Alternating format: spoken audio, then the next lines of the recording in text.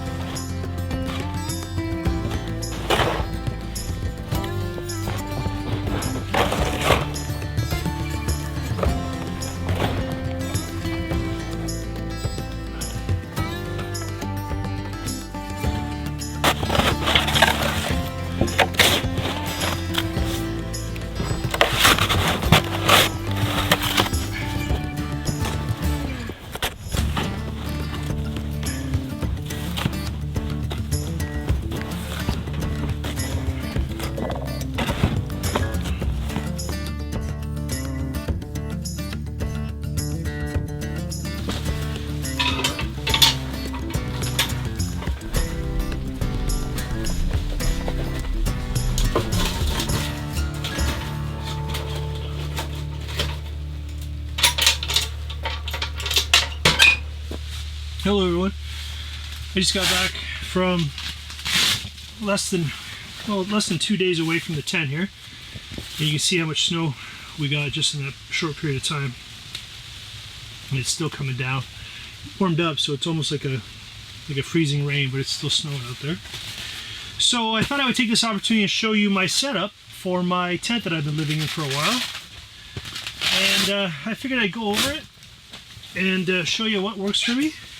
And if you've got any questions, whatever, I really encourage you to ask. These are gaiters that keep the snow out of the tops of my boots in deep snow. And I'm in central Ontario, Canada. And I've been living in this tent for a while now, doing some adventures kind of here, there, and everywhere. But this has been home base for a while, and it's really worked. Been really happy with it.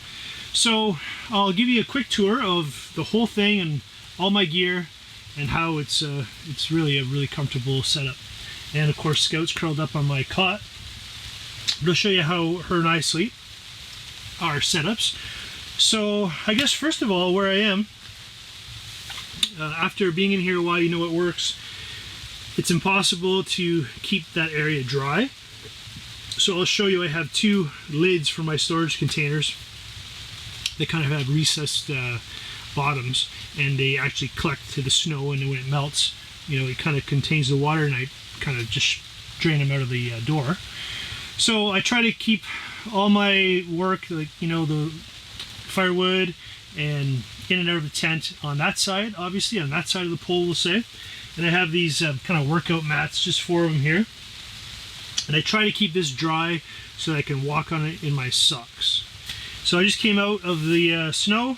I got my boots on, so I'm going to take these off, and I'm going to put my Crocs on. And then these go kind of under the stove, kind of dry a bit. I'll put my Croc on here, because it's really tough to keep the floor dry. It's almost impossible, really. And I decided to put a floor, if this is the first video you've seen of mine, I dug out 3 feet of snow to get to solid ground so I could put the vinyl floor. It makes for a much more comfortable stay. You don't necessarily have to use a floor with this tent. You can just camp right on the snow if you want, depending on how long. But if you're going to be out a while, to me it makes sense to put the effort in right away, get to the bottom, and then you don't have to worry about the stove melting snow and sinking in and readjusting that. Okay, so I've already broke the one rule here. Got my wet crock on there. So yeah, so this is this section of the tent. There's a water jug that I keep next to the stove so that it stays, you can hear it, there's ice in there, and it doesn't take long to freeze. When we were gone for the almost 2 days, obviously a lot of ice built up in here, so I try to keep it next to the stove. Let's see here. This is a folding chair. It doesn't look fancy, but it's very comfortable, so I like using this. Back here is Scout's food, her water, that green bag's got all her dry food in it. So that is Scout curled up on my cot. That's where I sleep. That's just my down vest. If it's really cold, I wear that with my sleeping bag. And there's just a couple blankets and stuff, mainly to keep Scout from not puncturing my air mattress there. You see the orange thing underneath the pillow. So it's a little air mattress in addition to the cot. And where Scout sleeps. So when it's time for bed, this is Scout's bed right here. And what this is a air mattress folded in half, so I don't inflate it all the way. So it's folded in half and it's tucked in a rectangular sleeping bag. So she curls up in here, and I've wrapped her up in my coat and my down coat and blankets and stuff, and she seems to always shake it off. So I think she's good just curled up in here unless it gets really, really cold, like 5 in the morning. But for the most part, this is where she sleeps. So I just pull it out, but it stays out of the way, tucked back in there. And she likes to curl up here anyways. I mean, space is a premium. So under here is just more storage. The backpack, this is my main clothes bag. It's waterproof, so I keep all my clothes in there.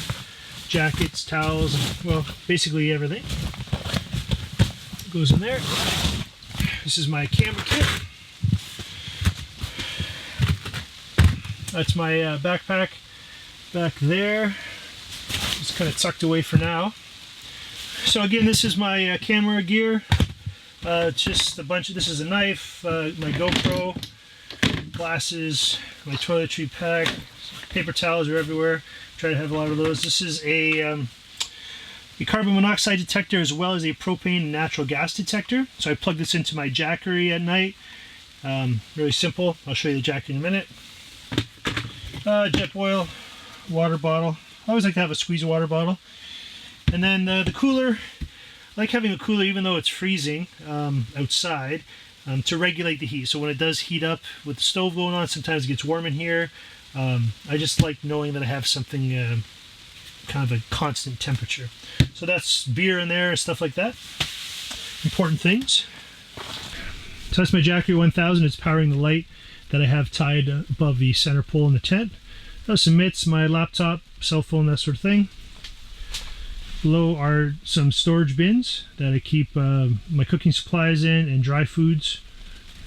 More paper towels. So in the back tucked away are my Jackery solar panels to charge the Jackery when it's sunny out. That there is a Mr. Buddy heater with a 20-pound propane tank. Sometimes with Scout, it's tough to keep a fire going, and just for the convenience of it, it's a nice backup to have. I try to keep a fire going whenever I can, but it is nice to have a backup plan in a pinch. So that's a luggable loo. I use that as a bathroom, mainly for number one, in the middle of the night. I use it for garbage and in a sink in a pinch. So it has a lot of uses.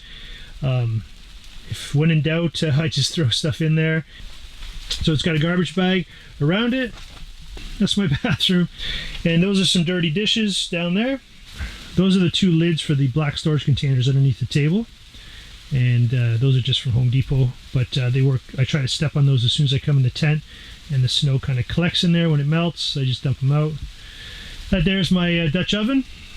That's what I made my split pea soup with the other day, and that's just a handy thing to have all around. and my mess of a wood pile. Axes mixed in there, and it's my my grill that's wrapped up in the canvas. And here we go. The heart of the tent is my stove. It's a Camp Chef cylinder stove. I'm not sure exactly the name. Of course, you got to have some wool socks drying next to it.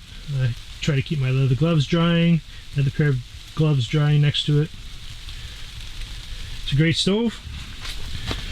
I've been using it for a while now.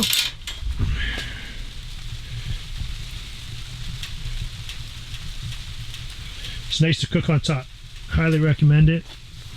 My other stove I use for my that silver stove I'm not really fond of, but this one here is it's excellent for cooking on and just very practical. So it's a bright light, but I have an LED light up there that I have basically just kind of tied onto the pole, and that runs the Jackery. But what I love about that is it only draws about 45 watts an hour, so it's very energy efficient. And all my wet clothes, jackets, snow pants, all that sort of stuff. Anything that's wet gets hung up in the center pole.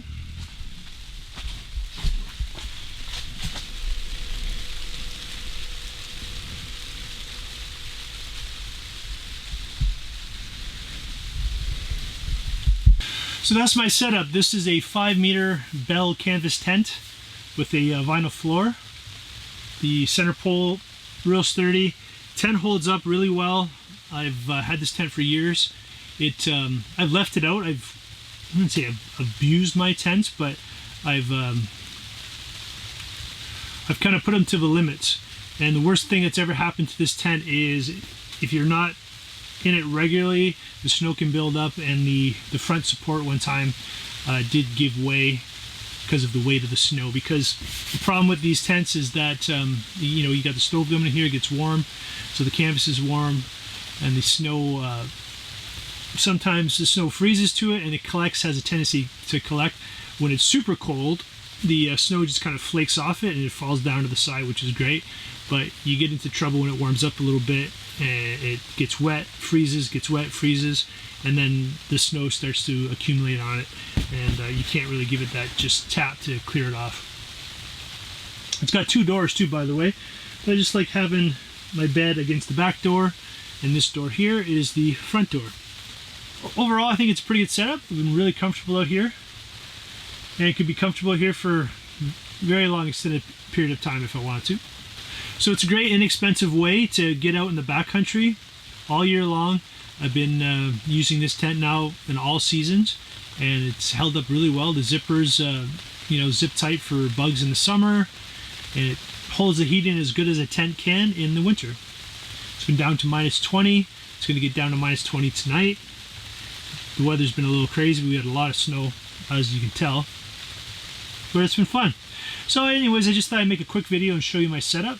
Hope you liked it. If you did, give it a thumbs up. I'd really appreciate it. And if you haven't already done, subscribe to the channel. I'd really appreciate that even more. Cheers. We got another one in the books.